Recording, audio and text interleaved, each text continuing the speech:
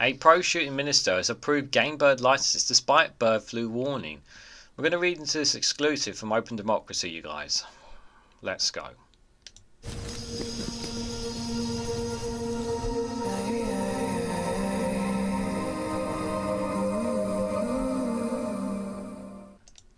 Good morning, good afternoon, good evening, wherever you are in the world. This is REGANELITE here with an exclusive from Open Democracy with the headline that the pro-shooting minister approves game bird licenses despite bird flu warning. The exclusive reveals that Lord Benham overruled his own experts to allow release of pheasants and particles in protected sites. So in order for me to get a better grasp of this, rather than giving my first thoughts, which is what I normally do, I'm going to read a bit more into the article before I really dive with my own knowledge of this. I think it's better for the sake of myself and you viewers to get a better understanding of what is this all about. So, a pro-shooting environment minister has allowed game birds to be released into protected wildlife sites for hunting, despite its own experts warning that it could spread bird flu to at-risk species. Lord Richard Brennan, who himself owns a shooting estate, overruled Natural England's recommendations and approved licensing applications from other estates to release pheasants and particles in or near to special protected areas (SPAs). These decisions were made at meetings attended by a pro-shooting charity Open Democracy has learned. So, Wild Justice, the campaign group co-founded by wildlife presenter Chris Packham, has now accused the government of acting unlawfully by granting the licenses it said is now considering legal action. So they're going to be putting species at risk here. Why? So that they can do some more, so they can do hunting. And I'm just thinking to myself, are you serious? Like, you have experts here saying about the risks that could be caused by releasing this, and you're still going to go ahead with this? Really? Like, you know, it's hard enough for many species out there as it is, given the climate that we are going in and the changes that are taking place on the planet. We have species that are dying out as a result of climate change. Okay, now this may not be the biggest issue when it comes to it. This is like, but still, you're putting certain species at risk by doing this. Am I the only one who sees this as wrong? And what's even worse here is that everyone is saying, all the experts are saying, that you're putting species at risk, and he's just gone ahead and just ignored them and just done it anyway. Apparently, according to this exclusive, it's shocking. The shooting estates have been required to obtain a license from the Department of Environment and Food and Rural Affairs (DEFRA) before releasing game birds in or close to SPAs since 2020, following a successful legal campaign by Wild Justice. Natural England this year called for even stricter limits and removed the risk of game birds spreading bird flu to threatening populations of wild birds. The UK's worst outbreak of bird flu on record caused the death of 3.8 million birds last year, and infections remain widespread. But documents obtained by Open Democracy from DEFRA, Bidion's department, revealed he and Theresa Coffey, who this month quit as Environment Secretary, repeatedly overruled Natural England's recommendations. The two ministers made decisions on 36 licensing applications during the 7 meetings this summer, with Bidion chairing 5 and Coffey 2. So it looks like here that they're blatantly doing everything and anything they can to overrule Natural England and the wildlife itself, just for their own benefit, basically. Natural England recommended 30 of the applications should be refused. The two ministers overruled the regulator by approving 15 of them. Bidion owns a 14,000-acre Eagerfield estate in Berkshire, which is worth £130 million, making him one of the richest parliamentarians, according to the Sunday Times Rich List. He's listed shooting as an interest alongside conversation in his Who entry. What's a guy that... Oh, man, that makes me sick. £130 million. He got a giant acre of land.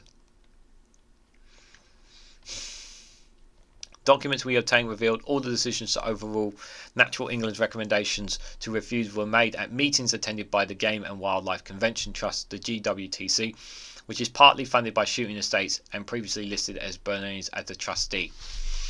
So you don't even have the experts in the meetings that ultimately make these decisions. You literally just push them out and have your own people in. How is this fair? Someone tell me in the comment section. How is this fair? Please tell me how this is fair. The GWCT had a representative at 4 of the meetings and appears to be the only external group permitted to attend any of them. It's because he's in their pocket. On the 3 occasions the GWCT was absent from the meeting, ministers accept Naturals England's advice to refuse a licence.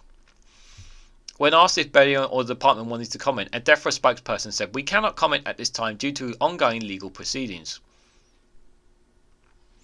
One of the cases in which a minister rejected Natural England's advice involved an application from James Falcon's Farms in Coffey's constituency, Suffolk Coastal, to release 2,500 pheasants and partridges in or near the Derby Israeli SPA. Foskett told Open Democracy that Natural England's suggestion that his game birds might give bird flu to protective advocates was one of the biggest load of bunkums that I'd ever heard. He added, "It's coming from people who don't know what they are doing." He said there has never been bird flu in this area and he ran an environmentally friendly shoot.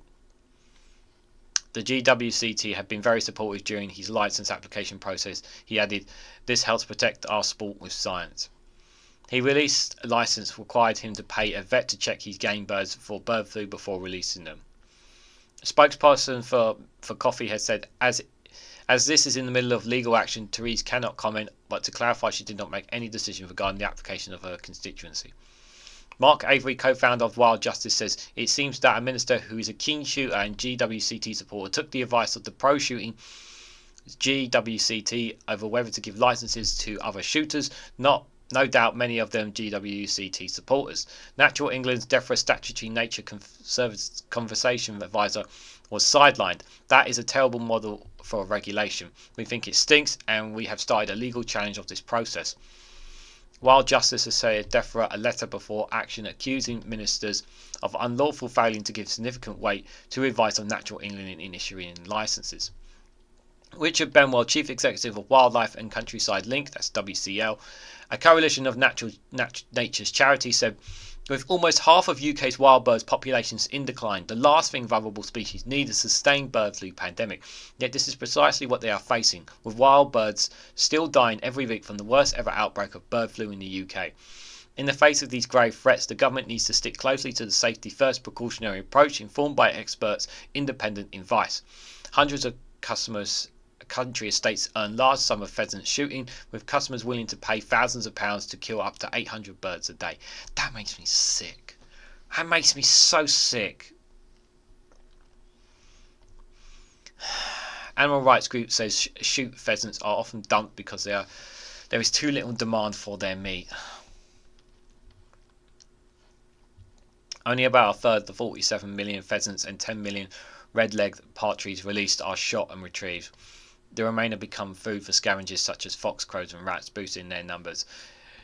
They in turn prey on threatened species such as curlews and lapwings. Reptile experts have also blamed the rise in pheasants for the decline in adders, as the bird kills adult snakes and swallows young ones whole. The GWCT is a charity which describes itself as being the cutting edge of conservation research, which aims to create a thriving countryside rich in wildlife and game. It republishes on its website a more systematic description by the Shooting Times. The GWCT provides the bullets of others to fire in the defence of shooting. A GWCT spokesperson said he has provided independent expert advice to DEFRA during the summer of 2023 on matters relating to game bird releasing and management. They added the GWCT has undertaken and published more independent peer-reviewed science in world-leading ecological journalists on matters relating to ecological of game bird releases, including investigation negative impacts as well as positive ones, than any other organisation. Yeah, okay. So we're just simply to take their word for it. Now, it's entirely possible that this could all be a load of hogwash by the Open Democracy, but if I'm absolutely honest, I think Natural England and I think wildlife here have absolutely every right to be absolutely furious. as they rightly said, there is a decline in bird numbers in the UK, and all for the sheer will of pleasure of hunting and shooting birds, and it just makes me sick to my stomach, guys. It really, really does. I'd rather, me personally, I'd just rather see the whole thing banned.